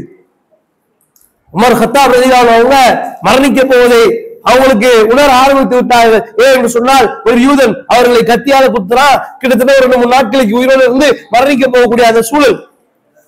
கடைசி நேரத்துல தன்னுடைய மகனை அழைக்கிறார்கள். உமர் ரலியல்லாஹு அன்ஹு அவங்க அழைத்து சொல்றாங்க, மகனே எனக்கு கொஞ்சம் கடன் இருக்குது. கடன் என்று சொன்னால் நாம இன்னைக்கு வீடு வாங்கறதுக்காக, பிள்ளைய படிக்க வைப்பதற்காக, திருமணம் பண்றதுக்காக இப்படி எல்லாம் ஏதோ ஒரு காரணம் சொல்லி கடன் வாங்குறோமே, அப்படிப்பட்ட கடன் கிடையாது. உமர் ரலியல்லாஹு அன்ஹு கடன் வாங்குறாங்கன்னு சொன்னா அந்த கடன் எதுக்காக அப்படின்னா மக்களுக்காக வேண்டி வாங்கப்பட்ட கடன், மக்களுடைய தேவைகளை பூர்த்தி செய்வதற்காக வாங்கப்பட்ட கடன். 2 பேரும் சண்டை போட்டுப்பாங்க, அவன் கடனை கொடுக்கல, பரவாயில்லப்பா அவன் கஷ்டப்படுறாரு, இந்த கடன் நான் பொறுப்பேற்றுக்கிறேன், பொறுப்பேற்றுப்பாங்களே, அப்படிப்பட்ட கடன். நம்ம நினைச்ச கூடாது உமர் ரலியல்லாஹு அன்ஹு கடன் வாங்கி இருக்கிறாங்க அப்படி நினைச்சிட கூடாது. அவங்க வாங்கின கடன்ல மக்களுக்காக கடன் இது. அப்ப கடன் பட்டிருக்கிறார்கள். கடன் பட்ட அந்த நேரத்துல தன்னுடைய மகனை அழைத்து சொல்கிறார்கள், இந்த கடனை நீங்க அடைச்சிடணும்னு சொல்லிட்டு உமர் அவங்க என்ன சொல்றாங்க தெரியுமா? நம்ம இடத்துல கொஞ்சம் சொத்து இருக்கு, அதுக்கான வழிமுறையை சொல்லி கொடுக்குறாங்க. அந்த சொத்தை வித்து நீ கடனை அடை. அந்த சொத்தை வித்து கடனை அடைச்சேன்னு சொன்னா அது போதுமானதா ஓகே, இல்லைன்னு சொன்னா அப்படியும் பத்தவில்லை என்று சொன்னால் நீ என்ன செய், இந்த மக்காவாசிகள்கிட்ட கேளு, இந்த மதீனாவாசிகள்கிட்ட கேளு. அப்படியே முடியலன்னு சொன்னா இந்த அன்சாரிகள்கிட்ட, முஹாஜிர்கள்ட்ட என்று சொல்லி அவங்க சொல்றாங்க, அந்த மக்கள் எனக்காக கொடுப்பாங்க என்று சொல்லி சஹாபாக்களிடத்துல கேட்க சொல்லி உமர் கத்தாப் அவர்கள் மரணித்து விட்டார்கள். அவங்களுடைய ஜனாஸாவை அடக்கம் செய்யப்பட்ட பிறகு எல்லாம் மக்கள்லாம் வர்றாங்க. என்ன வர்றாங்க தெரியுமா? உமர் அவங்களுக்கு கடன் இருக்குன்னு சொன்னாங்களே, அந்த கடனுக்கு நாங்க பொறுப்பேற்றுக்கலாமா? சஹாபாக்கள் கேட்கிறாங்க, பேசாம அமைதியா இருங்க, பிள்ளைங்க பேசாம இருங்க. சஹாபாக்கள் கேட்கிறாங்க, இந்த கடன் நாங்க பொறுப்பேற்றுக்கலாமா? அவங்களுடைய மகன்கிட்ட கேட்கிறாங்க. அவர் சொல்றாரு, இல்ல நான் பாத்துக்கிறேன், என்னுடைய தகப்பனார் கடனை நான் பார்த்துக் கொள்கிறேன். அப்ப அடுத்த ஆப்ஷன் சொல்றாங்க சில சஹாபாக்கள், உங்களுடைய தகப்பனார் நான் எங்கள்கிட்ட கடன் வாங்கியிருக்கிறாரு, அதை நாங்க தள்ளுபடி பண்ணிடுறோம் அப்படின்னு சொல்றாங்க. உடனே சொல்றாரு, இல்ல வேண்டாம், அந்த பொறுப்பை நான் எடுத்துக்கிறேன், நான் அடைச்சிருவேன், நீங்க அதெல்லாம் பண்ண வேண்டாம். அப்ப அடுத்த ஆப்ஷன் சொல்றாங்க, நீங்க தள்ளுபடி பண்றத ஒத்துக்க மாட்டேங்கிறீங்க, கடனை கொடுப்பதுல யாருக்கு முக்கியத்துவம் கொடுக்கணும் பார்த்து முக்கியத்துவம் கொடுத்துருங்க, எங்க கடனை பின்னாடி கொடுங்க, ஒன்னும் அர்ஜென்ட் இல்ல என்று சில சஹாபாக்கள் சொல்லுகிறார்கள். அவங்க அதுங்கள ஓகே. இப்ப உமருடைய மகனார் என்ன செய்யறாங்கன்னு சொன்னா அவங்களுடைய மொத்த உழைப்பையும் திரட்டுறாங்க, சொத்துக்களை விற்கிறாங்க, கடன் முடியாது, வித்தா ஒன்னும் தேராது என்று தெரிஞ்சிருச்சு. உழைக்கிறார், கடுமையான உழைப்பு, அந்த உழைப்பை அல்லாஹ் ரப்பல் ஆலமீன் எப்படி பொருந்தி அவங்களுக்கு மாற்றி கொடுக்கிறார் என்று சொன்னால், அவங்க பட்ட கடனை எல்லாம் ஒரு குறிப்பிட்ட காலத்துக்குள்ளாக அடைக்கிறார்கள். அவருடைய மகனார் அடைத்து விட்ட சூழலில் அதன் பிறகு அல்லாஹ் அவங்களுக்கு எப்படிப்பட்ட பரக்கத்து கொடுக்கிறாரா, அந்த இடம் இருந்துச்சு இல்ல, சில காலங்களுக்கு பிறகு அது பெரிய ஒரு சொத்தாக மாறி நிற்கிறது, வேல்யூ கூடுது. கூடுனா உமர் ரலியல்லாஹு அவருடைய மற்ற பிள்ளைகள்லாம் வந்து நிக்கிறாங்க. எதுக்கு நிக்கிறாங்க தெரியுமா? கடன் அடைப்பதற்கு நிற்கவில்லை, வந்து நிக்கிறாங்க, சொத்துல பங்கு கொடுங்க. யோசிச்சு பாருங்க, இப்படி இருக்கிறாங்க. இவங்க என்ன செஞ்சாங்க தெரியுமா? சொத்துல பங்கு கேட்கறீங்களா? கடன் இருக்குமோ வரல, சொத்துல பங்கு கேட்கறீங்களா? என்ன நியாயம்? கேட்கணுமா கேட்க கூடாதா? ஏதாவது கேட்டிருக்கோம். அவங்க என்ன செஞ்சாங்க தெரியுமா? சொத்துல பங்கு தானப்பா, நம்ம சொத்துல நம்முடைய தகப்பனார் சொத்துல பங்கு கேட்கறீங்க, அதை என்ன பிரிச்சு கொடுத்துறேன்னு சொல்லி அல்லாஹ்வுடைய அருளை கொண்டு அதையும் கொடுக்குறாங்க. எப்படிப்பட்ட குணம் பாருங்க. சஹாபாக்கள்கிட்ட இந்த குணாதிசயங்கள் ரசூலுல்லாஹ் சொன்னாங்களே, என்னுடைய தோழர்களை திட்டாதீர்கள், ஏசாதீர்கள். அவங்க கடுகளவு செஞ்சது கூட நீங்க உகது மலைகளுக்கு செஞ்சாலும் ஈடாகாது. இதுதான் காரணம். எப்படிப்பட்ட குணாதிசயம் பாருங்களேன். ரசூலுல்லாஹ் எப்படிப்பட்ட ஒரு சமூகத்தை வார்த்தெடுத்து விட்டு போனார்கள் பாருங்களேன். அப்ப அல்லாஹ்வுடைய தூதர் அவங்க ஒரு வழிகாட்டுதலை கொடுத்தால், அல்லாஹ்வுடைய தூதர் ஒரு செய்தியை சொன்னால் அதை எடுத்து நடத்துகிற சஹாபாக்கள் அப்படியான ஒரு உணர்ச்சி பொங்க ஒரு வாழ்க்கை அவர்கள் வாழ்ந்தார்கள். அல்லாஹ்வுடைய தூதர் ஸல்லல்லாஹு அலைஹி வஸல்லம் அவர்கள் அவங்களுடைய இறுதி கட்டத்தை அடைகிறார்கள். ரசூல் ஸல்லல்லாஹு அலைஹி வஸல்லம் அவங்க நம்மளை விட்டு போயிடுவாங்க, நம்மளை விட்டு பிரிஞ்சிருவாங்க என்பதை சஹாபாக்கள் எப்பவுமே நினைச்சு கூட பார்த்தது கிடையாது. அல்லாஹ்வுடைய தூதரை பொறுத்த வரைக்கும் அவங்க எப்படி பார்த்தாங்க தெரியுமா? ரசூல் ஸல்லல்லாஹு அலைஹி வஸல்லம் அவங்க ஒரு சூப்பர் ஹீரோ மாதிரி வந்துட்டாங்க, இனிமே நம்ம கூட தான் இருக்க போறாங்க, நம்ம ஹதீஸை கேட்டுக்கிட்டு குர்ஆனை கேட்டுக்கிட்டு அவங்க சொல்லக்கூடிய அறிவுரை எல்லாம் கேட்டுக்கிட்டு அப்படியே நம்ம வாழ்க்கை சந்தோஷமா போவோம் என்று நினைத்துக் கொண்டிருந்த அந்த சஹாபாக்களுக்கு பேரிடியாக வந்து விழுந்தது என்ன என்று சொன்னால் அல்லாஹ்வுடைய தூதருடைய மரண செய்தி. ரசூல் ஸல்லல்லாஹு அலைஹி வஸல்லம் அவங்க அந்த கிடத்தப்பட்டிருக்கிறாங்க. ரசூல் ஸல்லல்லாஹு அலைஹி வஸல்லம் அவங்க எப்படிப்பட்ட சூழல் இருக்கிறாங்கன்னு சொன்னா, பள்ளிக்கு எழுந்து வர முடியாத ஒரு சூழலை அல்லாஹ்வுடைய தூதர் அவர்கள் அடைகிறார்கள். இந்த நற்குணத்து நாயகர் அல்லாஹ்வுடைய தூதரை அந்த மக்கள் எல்லாம் மிஸ் பண்றாங்க, இந்த மக்கள் எல்லாம் தேடுறாங்க. அப்ப ரசூல் ஸல்லல்லாஹு அலைஹி வஸல்லம் அவங்க இறுதி கட்டத்தை அடைந்து விட்டார்கள். அல்லாஹ்வுடைய தூதர் அவங்க இறுதி கட்டத்தை அடைவதற்கான எல்லா சம்பவங்களும் நிகழ்ந்து கொண்டிருக்கிறது. அப்ப நிகழக்கூடிய அந்த நேரத்தில் ரசூலுல்லாஹ்வுடைய பேச்செல்லாம் அப்படிதான் மாறி போச்சு. சஹாபாக்களுக்கு கிளைமாக்ஸ் தான் தெரிய ஆரம்பிச்சிருச்சு. ரசூலுல்லாஹ் பேச ஆரம்பிக்கிறாங்க. அல்லாஹ் ஒரு அடியானுக்கு ஒரு ஆப்ஷன் கொடுத்தான், ரெண்டு ஆப்ஷன். என்ன? இந்த உலக வாழ்க்கை வருமா, மறுமை வாழ்க்கை வருமா? அந்த அடியார் மறுமையை தேர்வு செய்து கொண்டார் என்று சொன்ன மாத்திரத்துல சஹாபாக்கள் ஒண்ணும் புரியல. அங்க இருந்த அபூபக்கர் சித்திக் சொல்றாங்க, யார் தெரியுமா? இவர் தான்ப்பா அல்லாஹ்வுடைய தூதர். அவங்கள பத்தி தான் சொல்றாங்க. இப்படியான சம்பவங்கள் நடக்கிறது. அல்லாஹ்வுடைய தூதர் அவங்களுக்கு ரமலானுடைய மாசம் வருகிறது, எப்போதும் ஒரு முறை குர்ஆனை ஓதி சரிபார்க்கக்கூடிய ஜிப்ரீல் அலைஹிஸ்ஸலாம் அவர்கள் அந்த நேரத்துல 2 முறை திருமுறை குர்ஆனை ஓதி சரிபார்க்கிறார்கள். அப்பதான் ரசூலுல்லாஹ் வழங்க ஆரம்பிக்கிறாங்க, எல்லாம் முடிய போகுது, எதுக்காக அனுப்பப்பட்டோமோ அது நிறைவடைய போகிறது என்பதை அல்லாஹ்வுடைய தூதர்கள் உணர ஆரம்பிக்கிறார்கள். அப்படிப்பட்ட தருணம். அதே போல அல்லாஹ்வுடைய தூதருக்கு கடைசியாக அவங்களுடைய உடல் பாதிப்பை உணர ஆரம்பிக்கிறார்கள். ஆயிஷா நாயிட்ட சொல்றாங்க, ரசூலுல்லாஹ் ஒரு தலைவலி ரசூலுல்லாஹ்வுக்கு வருது. அந்த தலைவலி எப்படிப்பட்ட தலைவலி என்று சொன்னால், கடைசி வரைக்கும் அந்த தலைவலி போல ரசூலுல்லாஹ்வுக்கு. அந்த தலைவலி ஏற்பட்ட உடனே சோர்வோடு வந்த அல்லாஹ்வுடைய தூதர் அவர்கள் ஆயிஷா நாயகியை பார்த்து சொல்லுகிறார்கள், ஆயிஷாவே, ஒருவேளை எனக்கு முன்னதாக நீ மரணித்து விட்டால் நான் உன்னை கஃனிட்டு குளிப்பாட்டி நான் விடுவேன் என்று அல்லாஹ்வுடைய தூதர் அவர்கள் சொல்லுகிறார்கள். அவங்க பேசக்கூடிய பேச்சுக்கள் எல்லாமே விடையை பெறுவதை உறுதி செய்வது போல இருந்துச்சு. ரசூல் ஸல்லல்லாஹு அலைஹி வஸல்லம் எப்பவுமே சஹாபாக்கள் ரசூலுல்லாஹ் கூட இருந்து பாடம் படிச்சு தங்களை மெருகேற்றி கொண்டிருந்த சஹாபாக்களுக்கு ரசூலுல்லாஹ்வுடைய உரைகள் விடைபெறுவது போலவே இருந்தது. அல்லாஹ்வுடைய தூதருக்கு அல்லாஹ் ரப்பல் ஆலமீன் ஒரு நோயை கொடுத்தான். கடைசி கட்டத்துல ஒரு நோயை கொடுக்கிறான். அல்லாஹ்வுடைய தூதர் ஸல்லல்லாஹு அலைஹி வஸல்லம் அவங்க எப்படியான சூழல் என்று சொன்னால், பள்ளிவாசலுக்கு எழுந்து வருவதற்கு முயற்சி செய்கிறார்கள், வர முடியவில்லை. எழுந்து நிற்கிறார்கள், மீண்டும் மயங்கி விழுகிறார்கள். எழுந்து நிற்கிறார்கள், மீண்டும் வாங்கிடுகிறார்கள், தண்ணீர் ஊற்றப்படுகிறது, மீண்டும் பயனில்லை. இதற்கு மேல் நம்மால் மக்களுக்கு போய் தொழுகை நின்று நடத்த முடியாது என்பதை அல்லாஹ்வுடைய தூதரவர்கள் உணர ஆரம்பிக்கிறார்கள். அபூபக்கர் சித்திக்க போய் தொலை வைக்க சொல்லுங்களேன். கற்றுக் கொடுத்த நற்குணங்கள்ல நம்ம எல்லாம் இன்னைக்கு ஏதோ சாதாரணமா வச்சுட்டு இருக்கிறோம். எப்படிப்பட்ட நற்குணத்தை போதித்திருக்கிறார்கள் என்று சொன்னால் அந்த இடத்தில் அதிகாரத்திற்கு சண்டை ஏற்படவில்லை. அபூபக்கரை போய் தொலை வைக்க சொல்லுங்க. சொன்ன மாத்திரத்தில் ஆயிஷா ரலியல்லாஹு அன்ஹா அவங்க சொல்றாங்க, அல்லாஹ்வுடைய தூதரே, அபூபக்கரின் தந்தை அபூபக்கரையா போய் தொலை வைக்க சொல்றீங்க? அவர் எப்படிப்பட்ட பலகீனமானவர் உங்களுக்கு தெரியாதா? நீங்க இல்லாத இடத்துல அவரால் நின்று தொலை வைக்க முடியுமா? கொஞ்சம் யோசிச்சு பாருங்கன்னு சொல்லி அல்லாஹ்வுடைய தூதரத்தில் அன்னை ஆயிஷா ரலியல்லாஹு அன்ஹா அவங்க சொல்றாங்க, இல்ல இல்ல அவர் தான் தொலை வைக்க வேண்டும். அபூபக்கர் தொழுகை நடத்துகிறார். அல்லாஹ்வுடைய தூதர் நாட்கள் செல்லுகிறது. ஒரு நாள், 2 நாள், நாட்கள் சென்று கொண்டிருக்கிறது. ரசூலுல்லாஹ் பள்ளிக்கு வரல, தொழுகை நடத்தவில்லை. அல்லாஹ்வுடைய தூதர் ஸல்லல்லாஹு அலைஹி வஸல்லம் அவங்க பள்ளிவாசலுக்கு வராத அந்த தொழுகை எப்படி நடந்தது தெரியுமா?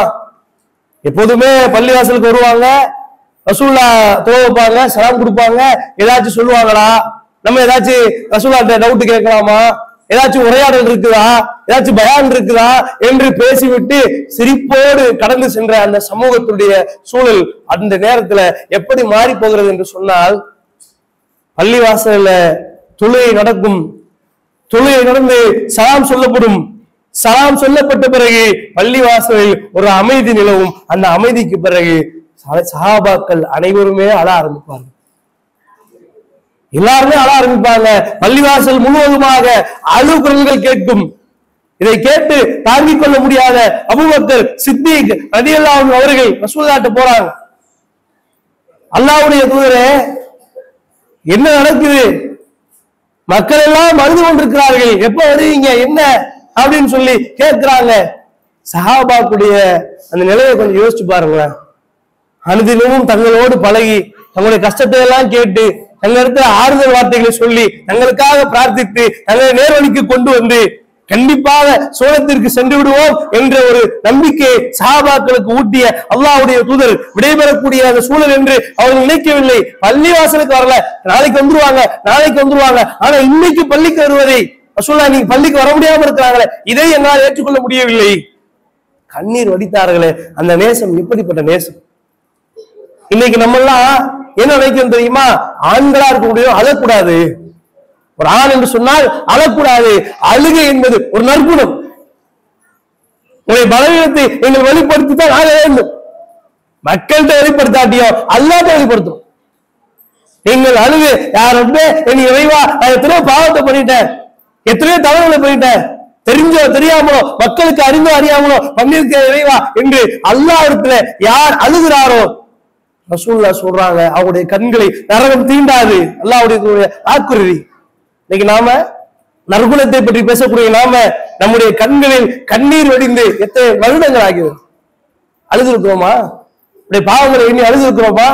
சஹாபாக்கள் பள்ளிவாசல்ல உட்கார்ந்து அழுதாங்களே, அவங்க அழுகுறாங்க. அல்லாஹ்வுடைய தூதர் ஸல்லல்லாஹு அலைஹி வஸல்லம் அவர்கள் வரவில்லை, வரவே இல்லை. அல்லாஹ்வுடைய தூதர் அவங்க அந்த சஹாபாக்கள் எப்படிப்பட்ட நற்குணம் என்று சொன்னால், ஒரு முறை ரசூல் ஸல்லல்லாஹு அலைஹி வஸல்லம் அவங்களுடைய மறைவுக்கு பிறகு எப்பவுமே அவங்களுடைய பழக்கம் என்னன்னா, சஹாபாக்கள் வீடுகள்லாம் எப்படின்னா ரசூலுல்லாஹ் சொல்லி கொடுத்திருக்காங்க. ரசூலுல்லாஹ் என்ன செய்வாங்கன்னா குர்ஆனை கொடுத்து மற்றவங்களை ஓத சொல்லுவாங்க, ரசூலுல்லாஹ் கேட்பாங்க. இது ஹதீஸ் நம்ம கேள்விப்பட்டிருக்கிறோம்ல. இது சஹாபாக்கள் ஒவ்வொருத்தர் வீட்லயும் உண்டு. பிள்ளைங்கள்ட்ட குர்ஆனை கொடுத்து ஓத சொல்லுவாங்க. அவங்களுடைய பெற்றோர்கள் கேட்பார்கள். இப்படி ஒரு சஹாபிய பெண்மணி என்ன செய்யறாங்கன்னா கேட்கிறாங்க, மகனிடத்துல ஓத சொல்றாங்க.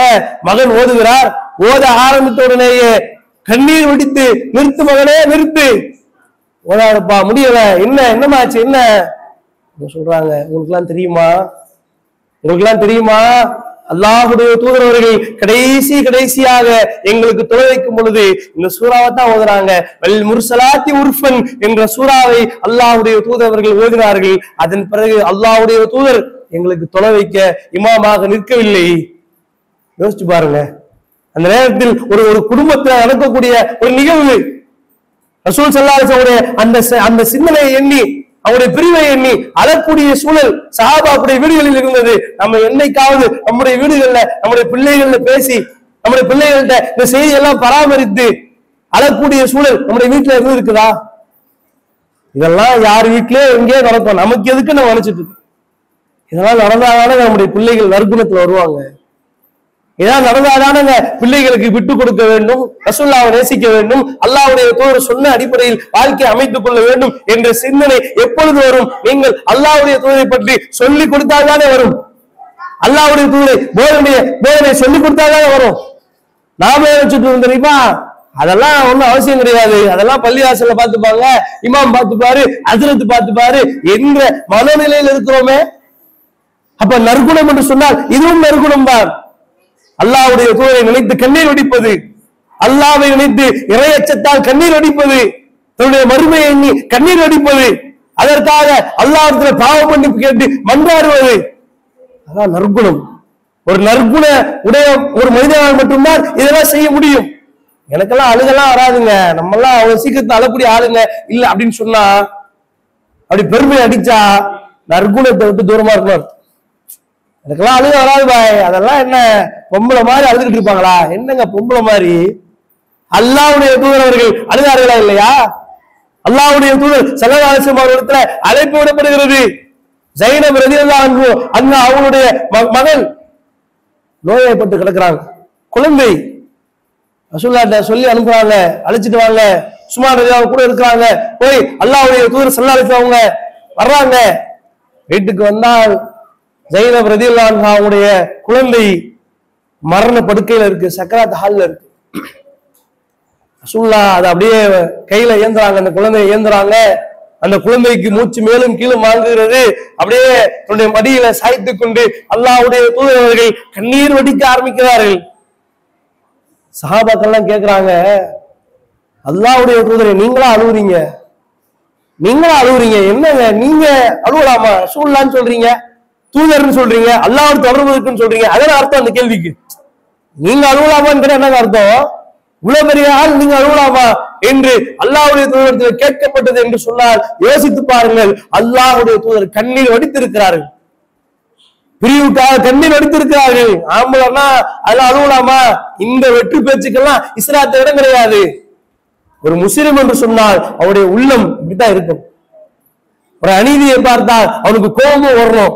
அல்லாஹ்விடத்துல போய் அதை பற்றி உரையாடும் பொழுது அவன் அல்லாஹ்விடத்துல கண்ணீர் வடிக்க வேண்டும். எப்ப அந்த சூழல் வரும் நமக்கு? அந்த நற்குணம், அந்த ஒரு மேன்மை, அந்த ஒரு மென்மையான குணம் நமக்கு எப்போது வரும்? என்னைக்கா யோசிச்சு பார்த்திருக்கீங்க? ஏங்க நமக்கு அழுகையே வரமாட்டேங்குது? மார்க்க விஷயத்துல அழுகையே வரமாட்டேங்குது, யோசிச்சு பாருங்க. அழுகையே வரமாட்டேங்குதுன்னா எங்கேயோ தள்ளி இருக்கிறோம் அர்த்தம். சில நேரங்கள்ல நம்ம சில வீடியோக்கெல்லாம் பார்ப்போம். பள்ளிவாசல்ல தொழுகை நடத்தப்படும், இமாம் அழ ஆரம்பிப்பார், பின்னாடி நிற்கக்கூடிய அனைவருமே அழ ஆரம்பிப்பார்கள். அதை பார்த்தா கூட நமக்கு கண்ணீர் வராது. என்ன சும்மா அழுதுட்டு இருக்கிறாங்க அப்படியா?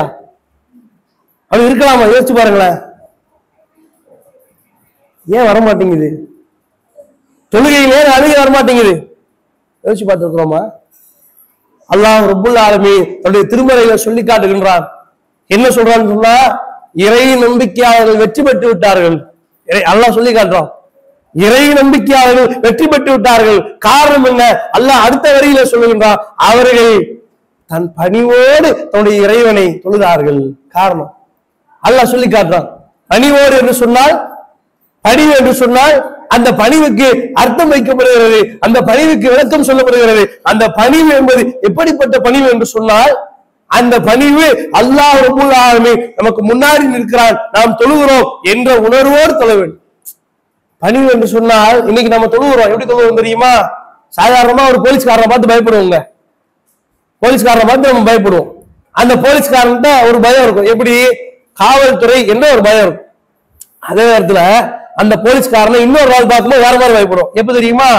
நாம் செய்து விட்ட தவறு அவனுக்கு தெரிந்து விட்டு என்று சொன்னால் அப்ப பயம் வேற மாதிரி இருக்கும். அது அப்படியே ரிலேட் பண்ணி பாருங்களேன். நம்முடைய வாழ்க்கையில அல்லாஹ்க்கு முன்னாடி நிக்கிறோம், நிக்கக்கூடிய அல்லாஹ் ரப்புல் ஆலமீன் எப்படிப்பட்டவன்? ஒரு போலீஸ்காரனை கூட விடுங்க, அல்லாஹ் எப்படிப்பட்டவன் தெரியுமா? அல்லாஹ் ரப்புல் ஆலமீன் உங்களுடைய அந்தரங்களை எல்லாம் அறிந்தவன். அல்லாஹ் ரப்புல் ஆலமீன் உங்களுடைய அந்தரங்கத்தை அறிந்து நீங்கள் செய்துவிட்ட தவறுகளுக்கு பிழைகளுக்கு தண்டிப்பதற்கு தகுதி படைத்தவன் அல்லாஹ் ரப்புல் ஆலமீன். அப்பனா அல்லாஹ்வுக்கு முன்னாடி நிற்கும் பொழுது ஒரு பணிவு எப்படி வர வேண்டும்?